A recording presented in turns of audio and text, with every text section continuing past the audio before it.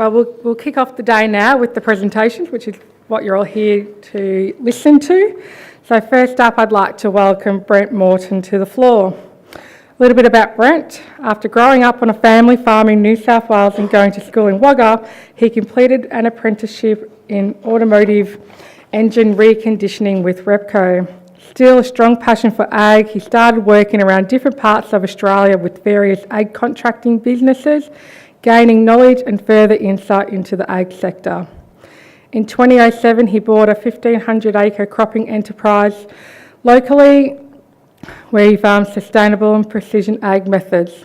Currently expanded the operation to over 3,500 acres of cropping combined with a contract business. He was a member of the 2014 Grain Growers Great Future Leaders program and hopes to put him into a stronger position for growth and planning in ag. Today, Brent will address pH mapping and variable rate technology to address soil constraint issues.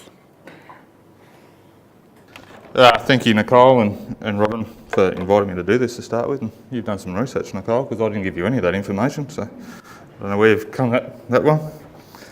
So, as Nicole said, I'm based out at Lake Cow. I've been there for the last 12 years, 13 years, and always had an interest in precision ag.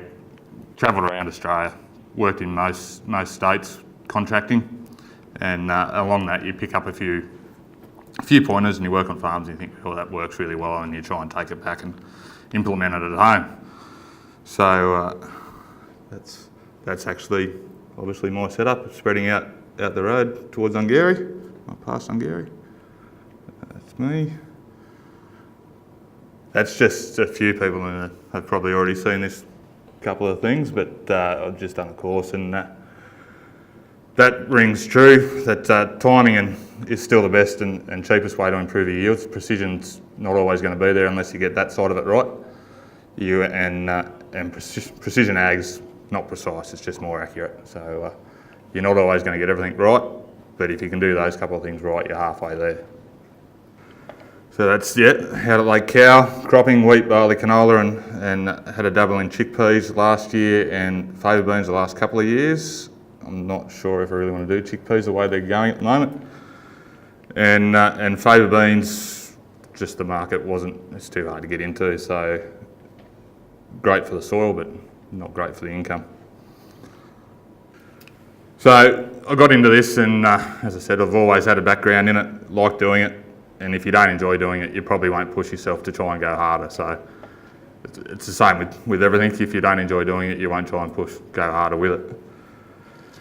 We got into it because there was parts of the farm that weren't performing to expectations. There's always variability across paddocks, but what you actually do with them and how you treat them is the next step into going into it. So we started to get into it and used the LLS grant and got EVA and Precision Ag to come out and map, and we did a couple of 4 paddocks to start with, and it's quite amazing when you actually get it there on a map how much variability is in a paddock. You always know there's a little bit, but when it's there in front of you, it's pretty hard truth. The other reason we get into it, I was obviously trying to increase yields on a budget. Bottom line's incomes is what it's all about at the end of the day. If you're not making money off it, it doesn't matter what you're doing, you're going to go broke. So little steps trying to get into it, and then work your way into the bigger ones to start with. Yeah, so as I said, using soil test and yield maps, and you actually start to look at your paddocks in zones rather than fences confining them, and when you can get that into your head, you actually realise there's a lot of things going on within that one paddock. It's not just confined by a fence line. And that was where the zoning and everything starts to come into it. So really you're treating one paddock up to within 3 to 5 paddock different treatments across it. So, and I think that's the easiest way I found to start getting into it is keep your zones to a minimum, 3 to 5. If you start going any more than that, well, it's really will do your heading pretty quickly. And it's hard for your machine management too to vary, to be jumping from zone to zone really, really quickly. So you're better off just to smooth those zones out to start with and work your way into it. And start on a paddock that you know's got variation in it, even if it's just going out and looking through it. And one of the most interesting things I found too, I just did some soil tests here a couple of weeks ago, and it's not until you actually go and dig up those zones and put 3 different soil samples in a bucket in front of you how much variation there is in a paddock, and it surprised me a lot. Just within 80 hectares there was a huge range of soil type. So that's my spreader setup. It's a Magnum tractor, a 12,000 litre Landico spreader. It's all hydraulically driven, just off the Trimble. So as you're driving over it, it's just mapping and just changes. 3 metres, and that's a bit of a plug. I can organise loaders and trucks and to do the job as well. So this is the one of the paddocks that Eva come out and mapped. It's 400 acres, 168 hectares, and you can see there's quite a variation through that. So up in your left-hand corner is actually a bit of a natural watercourse, and it wasn't until 2016 I was stripping on one side, the neighbour was stripping on the other, and we both were hitting that patches and the yields were dropping away. And it actually runs down to where that other red spot is. There's a dam and a natural swamp just on the other side of that. And yet we could actually pick the watercourse going through it just off our yield maps. But obviously it was dry then, but it turned out so that a little bit of enough variation in that paddock to warrant doing a variable rate map over it, and so that's what Eva come back with. So that's our lime spreading map. So I just plug that thumb drive into the back of the GPS, and it makes that pretty picture.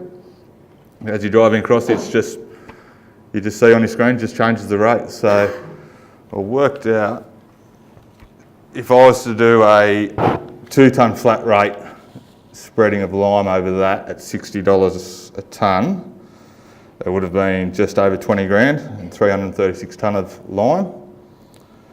And for the variable rate, worked out it's 248 tonnes, which come back at $1,480. 14 grand, 800. So it's a saving of 5,200, and also which works out about $30 a hectare. So if you can start putting that across your whole farm, it'll add up, and you can save your benefits out of there. And I hope that's been spread, that paddock, and it will. Well, hopefully this year I'll go in and everything will be variable rate fertiliser from starter to urea. Is my plan to get there. That's not I had another. That one. That one's a better yield map. So that's actually the barley. So if I can sort of keep that, you can see the red spot through the red zone through there, and you can sort of start to see a correlation with your pH as well. So, and that's the beauty of it. You can start overlaying when you get a few years worth of yield maps. You can start overlaying them, and then you can pick your zones out off that. You don't have to go to zone soil testing as much. You can actually start to pick your soil types and just go that way.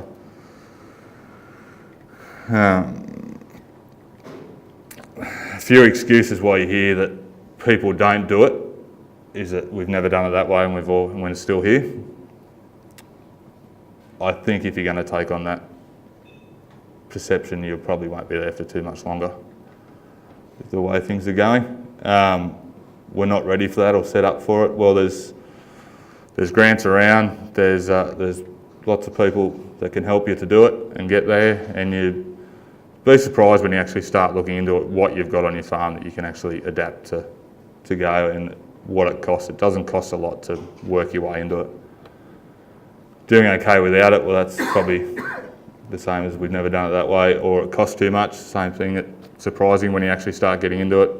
Don't have to go from nothing to everything in the first year, work your way into it, and it wouldn't work for us. Well, until you try it, you'd be surprised what you can actually get returns off and what make out of it. Yeah, basically, so I've been doing this side of precision ag side of it for 4, 5 years now, and it is addictive. You still get into it, and you find yourself you hate doing blanket rates, and you can just see things wasted and how you do it better, and even the controlled traffic are anal as to who drives across paddocks in which direction now. And so it is a really, I find, interesting and fun thing to get into, and I enjoy it, and that sort of keeps me pushing harder at it and wanting to go further and further with it. And hopefully it pays off at the end of the day. So that's me. Thank you.